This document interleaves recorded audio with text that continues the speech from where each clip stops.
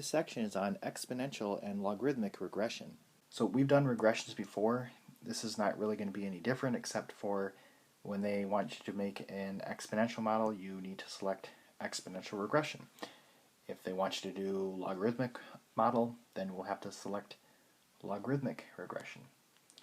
So this question specifically is using 2010 as a starting point. So you need to enter in your values with that in mind.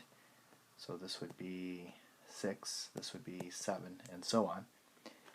So then if you do that, you should get y is equal to 231.784 times 1.043 raised to the x. And then if you graph that,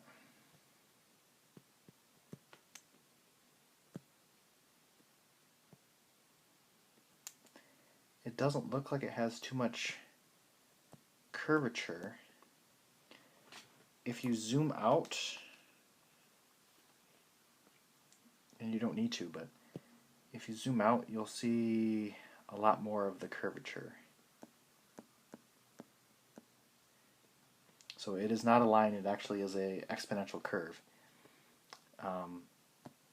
C says, use the model to find the number of subscribers in 2022. 2022, I want to do calc value, but I don't want to plug in 2022.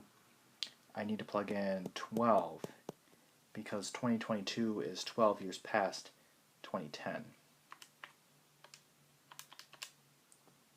And we get 384.1, I'll round to the nearest tenth, and this is million subscribers.